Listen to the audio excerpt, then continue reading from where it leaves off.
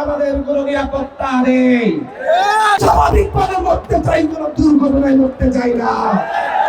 আমাদের পদযাত্রায় শোভাযাত্রায় রূপান্তরিত হয়েছে।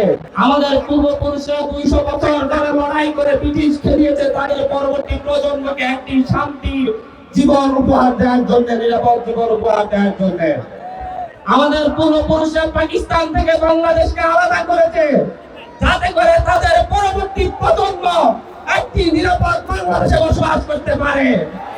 আমাদের পূর্বপুরুষরা 1990 সালে জীবন দিয়েছে, স্বৈরাচারকে দিয়েছে যাতে বাংলাদেশের মানুষ, পরবর্তী মানুষ, জনগণ যাতে নিরাপদে বাঁচতে পারে। কিন্তু দুঃখের বিষয়, ব্রিটিশ খেলানোর 75 বছর পরে, পাকিস্তানি হানাদারদের খেলানোর 45 বছর পরে, এরশাদ খেলানোর প্রায় 30 বছর পরে আজ আমাদের কোনো নিরাপত্তা নেই। রাস্তায় নিরাপত্তা নেই, মেয়াদোত্তীর্ণ খালি আমাদেরকে চাপা দিয়ে চলে যায়।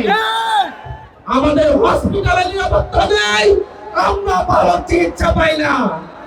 শ্রেণীকক্ষে নিরাপত্তা নেই, বিমান এসে আমাদের ছাত্রছাত্রী ভাই বন্ধুকে হত্যা করে চলে যায়। আমাদের নিরাপত্তা ঘরে নেই, সেখান থেকে ধরে নিয়ে গিয়ে গুম করে দেওয়া হয়। আমাদের ব্যবসায়ীরা নিরাপদ নেই, তাদেরকে চাঁদা দিলে রাস্তায় পিটিয়ে হত্যা করা হয়। আমরা এই নিরাপত্তার জন্য, নিরাপদ বাংলাদেশের জন্য আমরা বারবার লড়াই করছি, জীবন দিচ্ছি, কিন্তু আমাদের দেশের মানুষের ভাগ্যের কোনো পরিবর্তন করছে না। এক চাঁদাবাজ খেদালে আরেক চাঁদাবাজ এসে হাজির হয়। আমরা যখন কথা বলি, আমরা যখন যেই বিমান আমাদের দেশকে নিরাপত্তা দেওয়ার কথা, সেই মেয়াদোত্তীর্ণ বিমান আমাদের জনগণকে হত্যা করে।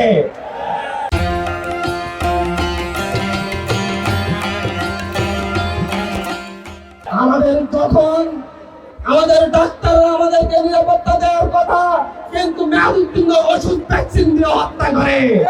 পুরো দেশটাই দুর্নীতিতে ভরে গিয়েছে। তারপর যত ঘটনাই ঘটে, প্রতিটা ঘটনার পরে আমরা একটা শোক র্যালি করি, শোক যাত্রা করি, এর করি শেষ। রানা প্লাজায় গার্মেন্টস শ্রমিকরা নিরাপদ ছিল না, আইন অমান্য করে রানা প্লাজা তৈরি করা হয়েছে। আমরা তাজরিন গার্মেন্টসের কথা ভুলে যাই নাই। সেখানে অগ্নি নির্বাপক ব্যবস্থা না থাকার কারণে শত শত গার্মেন্টস কর্মী নিহত হয়েছে। বাংলাদেশের রাস্তায় প্রতিদিন শত জন নিহত হয় অ্যাক্সিডেন্ট করে। এই বাংলাদেশকে নিরাপদ করে গড়ে তুলতে আমরা এই প্রজন্ম আপনাদের সামনে এসে দাঁড়িয়েছি। আমার সামনে যে প্রজন্ম দাঁড়িয়েছে, এই প্রজন্ম প্রায় 50 বছর ধরে বাংলাদেশকে জিম্মি করে রেখে একটি পরিবার থেকে বাংলাদেশকে মুক্ত করেছে। সামনের দিনের প্রতিটি নাগরিকের, আমাদের পরবর্তী প্রজন্মের প্রতিটি মানুষের নিরাপত্তার জন্য একসাথে লড়াই হবে। একসাথে লড়াই হবে। একসাথে লড়াই হবে। এনসিপির নেতৃত্বে আগামীর বাংলাদেশে যেন আর সব যাত্রা করতে না হয়, মানুষের নিরাপত্তা দেওয়া হয়, সেই নিশ্চয়তা করা হবে ইনশাআল্লাহ। আমরা বারবার সব যাত্রা করতে চাই না, আমরা নিরাপত্তা চাই, আমরা স্বাভাবিক মৃত্যুর অধিকার চাই। যেভাবে আমাদের মায়েরা স্বাভাবিকভাবে আমাদেরকে জন্ম দিয়েছেন, সেই অধিকার চাই।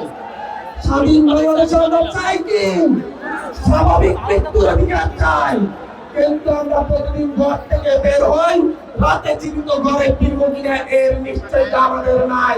কখন ঘাড়ে মেরে দেয়, বিমান এসে মেরে দেয়, কখন আমাদেরকে ইট মেরে পাথর মেরে হত্যা করা হয় তার নিশ্চয়তা নেই।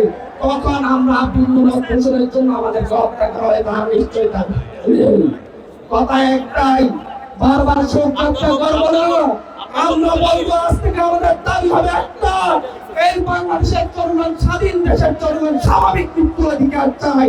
স্বাভাবিকভাবে জন্ম নিয়েছি, স্বাভাবিকভাবে মরতে চাই, কোনো দুর্ঘটনায় মরতে চাই না।